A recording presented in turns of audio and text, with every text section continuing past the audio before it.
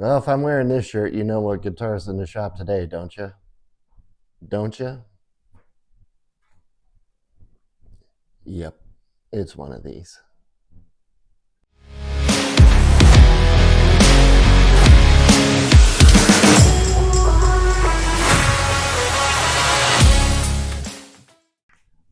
Hey everybody, I'm Brant, and today I am looking at this Tele style guitar. It is not a Fender, it is not some other brand. It is a Partscaster. I can't remember the name of the body that the client told me that he had gotten for this, but it is a chambered Telecaster body, and we have, it says Fender on the headstock, but I believe this is a Warmoth neck.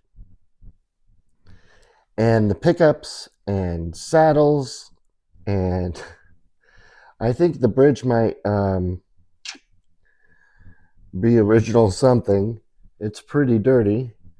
And we've got this little piece of metal here, neck plate that's been carved, and also the metal guard there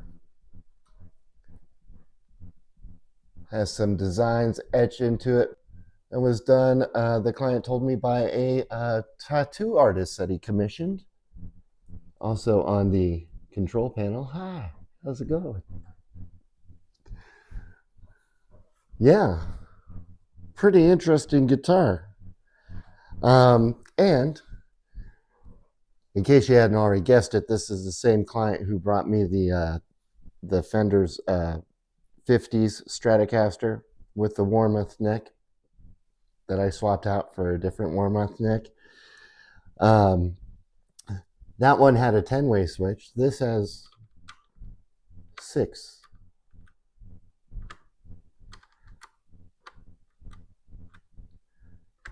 So the first 3, I believe, are just a normal Telecaster pickup selections, neck, both, bridge. And then when you move it, I believe it's in this position, the up, kind of flips over side to side. I don't know if you can see that.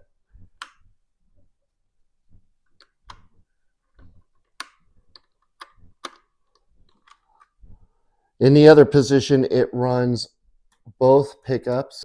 From what the client told me, and I was looking online, one runs in series, and then maybe the next one runs in series out of phase, and the last one runs in parallel out of phase, I think. I'm not 100% sure. But yeah, pretty interesting guitar here. Beautiful body. I mean, this is a well-used guitar. My client is in a band called Wisteria Lodge. I mentioned them before in another video where he brought me a guitar. And this one he's used, got the wear on there. This one, he said he used this primarily for the last year, making his second album, I believe. I'll have some links in the description. Yeah, so this is actually, I'm sure, gigged with, performed with, and played for the album.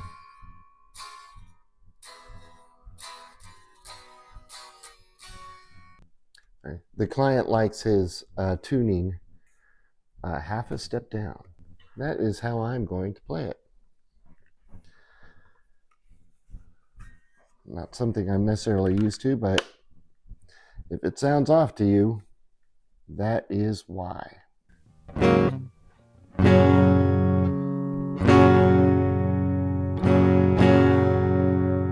So I've just got it in the neck position now. This is the other neck position, which I believe is both pickups in series.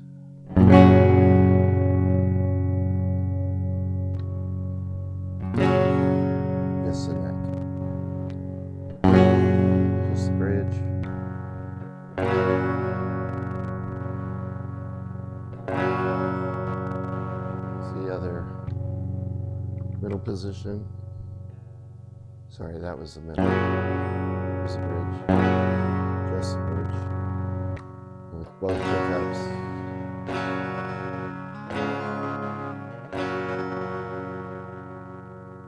Out of phase. Is that right? I think so.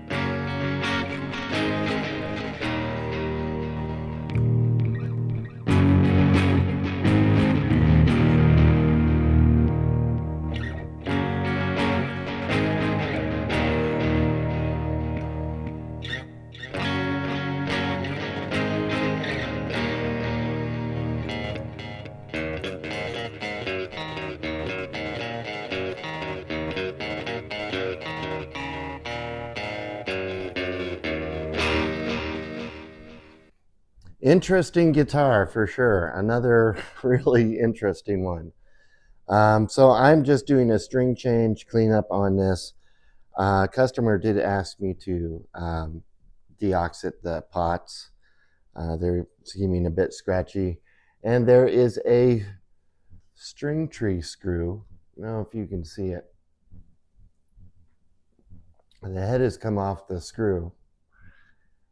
And he wants me to see if I can get that out. I don't think I'm going to be able to get that. Anyway, this is the Telecaster Partscaster. I'm going to do the setup and everything, and then we'll see how it sounds. So I'll see you in a little bit. I'm going to try and get this screw head out of here. I don't know if you can see that. It's very, very tiny. And I actually want to give a shout out to Chris over at BCG 5150 Guitars for giving me some advice. I went ahead and got some of these locking vice grips. I don't know what you call them. Locking like pliers. So I can see if I can get it on there, wiggle it. Well, I want to turn it back and forth from what Chris was telling me a little bit till it gets a little bit loose. And then once it's kind of loose, then I can go ahead and take it out. I put a couple layers of blue tape around it so I don't damage anything on the headstock. So hopefully this is going to be enough. Let's see if I can clamp it on there. Ugh, too tight.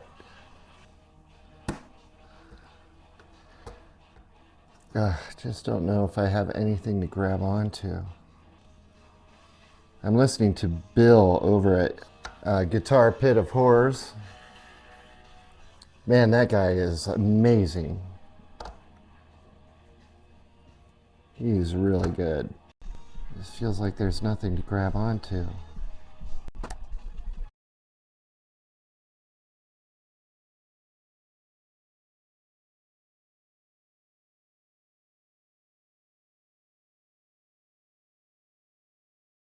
Yeah, I'm worried that I'm gonna start damaging that, so that didn't work. That is unfortunate. I'm a little disappointed about that. I wanted to get that off for him. Shoot. Well, I tried. Unfortunately, I'm not going to be able to replace that string tree. Bummer. All right, well, let's get on to take care of those scratchy pots. All right, so let's take a look at these. Ooh, take a look at that switch.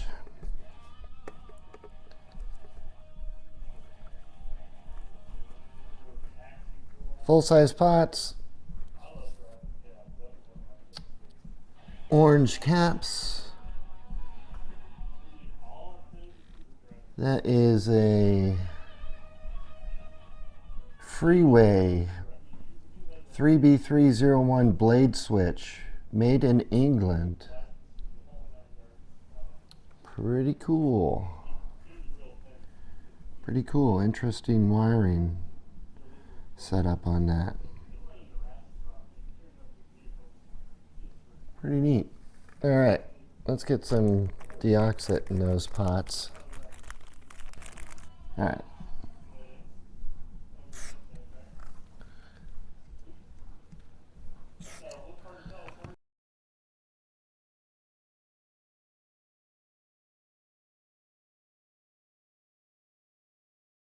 Hopefully that's going to be enough for the pots. All right, I'm going to go back and do a close-up of the guitar. And then we will get on with the cleaning and restringing and all that fun stuff. So I'll see you in a bit.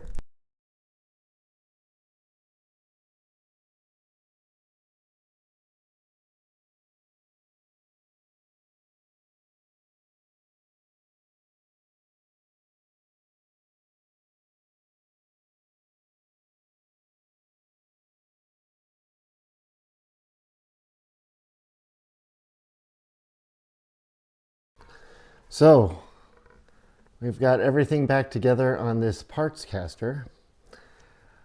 I did get some suggestions. I posted a short in the middle of making this video about that string tree screw.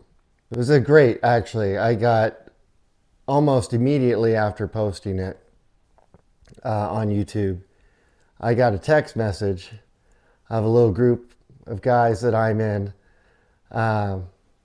that are also on YouTube, and lots of suggestions. And actually, I tried something else. Not successfully, but I tried something else. So I tried the locking vice grips, and there just wasn't enough of the screw to hold on to. J-Man had said, hey, try, like if you have the angled wire cutters, try doing that without you know, snipping off the end of the screw. And that worked for him. You know, just get a good grip on it and slowly turn it. And it seemed like that was actually working. The screw seemed to be coming up a little bit. However, maybe I applied too much pressure, I'm not really sure, or it was just a really weak screw. The end of it broke off. So now it's almost flush with the headstock there. I don't know if you can even, if it's coming up on camera where it is, if you can see it. It's just about flush with the headstock. So there's literally nothing to grab onto. And in the process, all that blue tape I was putting on to protect the headstock, well, this is just a water slide decal. There's no gloss finish over it or anything. It ended up pulling a little bit off of the bottom of the F on Fender,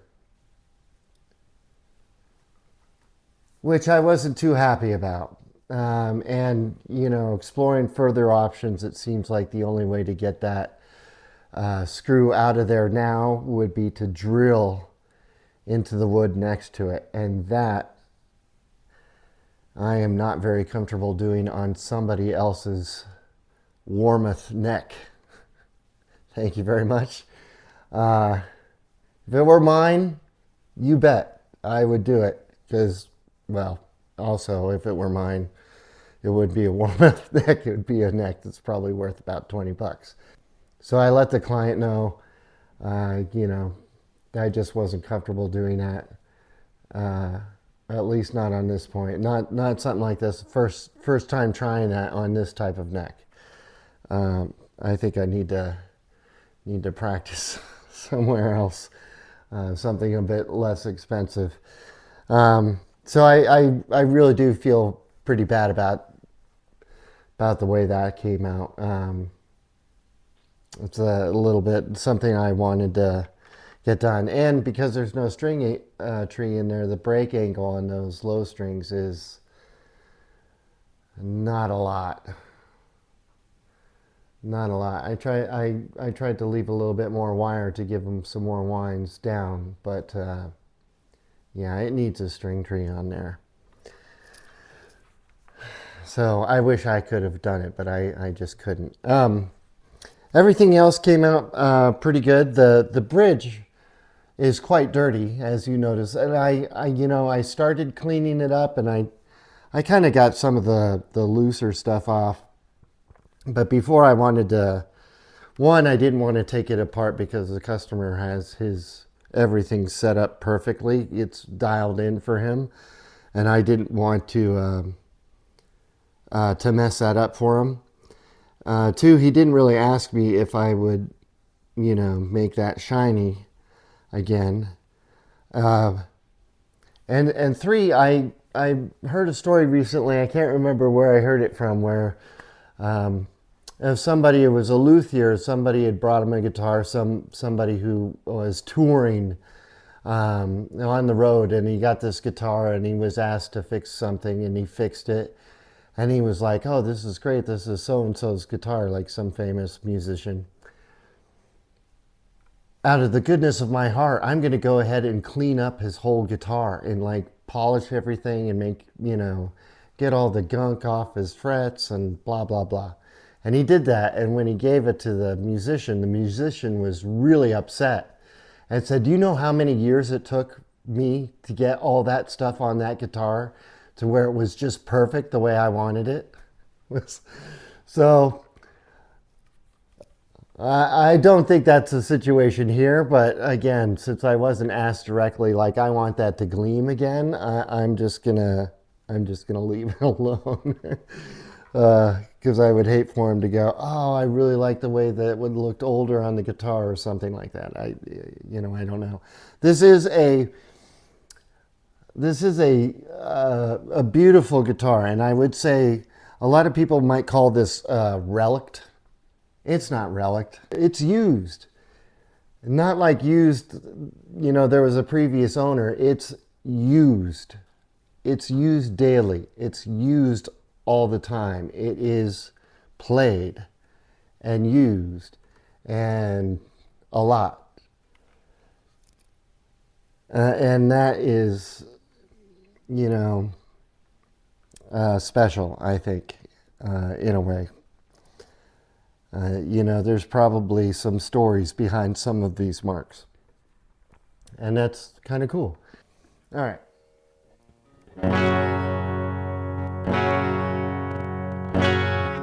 I was just checking to see if the pots were scratchy at all.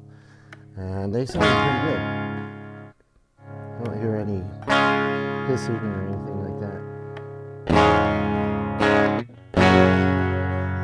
So that's all right.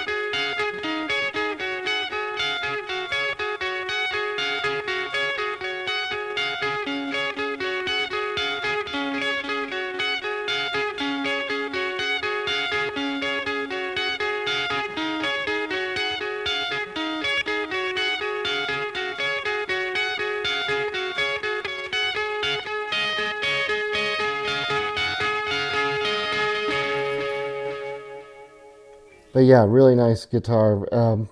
And again, Wisteria Lodge.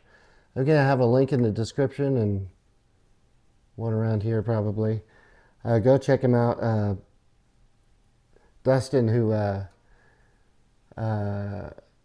who's in the band, he's a great guy, and really appreciate him bringing his guitars to me and sharing his experience, a little bit of his journey, to be a little bit a part of his journey. That's amazing to me, and really to be a part of any of your journeys. I'm really honored and humbled by it. You know, all the regular people in my comment section and in the live chats and whatnot. Really appreciate all of you guys. You guys are, as Ted says, the best. And as J-Man says, you know, my YouTube family. Really love to all of you. You guys are really the only reason I keep doing this. You know, I'm kind of furthest thing from the greatest guitar player by far. And yet I continue to come back and embarrass myself every week to, you know, keep that camaraderie going. And I really appreciate you guys. And all my subscribers, everybody who watches my channel, really means a lot. So, again, beautiful guitar, beautiful Partscaster. Let me know what you think. If this is kind of thing that you like, that you dig, I'd be interested to hear what you think. Curse Breaker. Curse Breaker. Yeah. This is a thing of beauty. I really enjoyed getting to play this and show you guys what this was all about. So that's going to do it for me. As always, wherever you are in the world, I hope you're having a fantastic day. And cheers, everybody.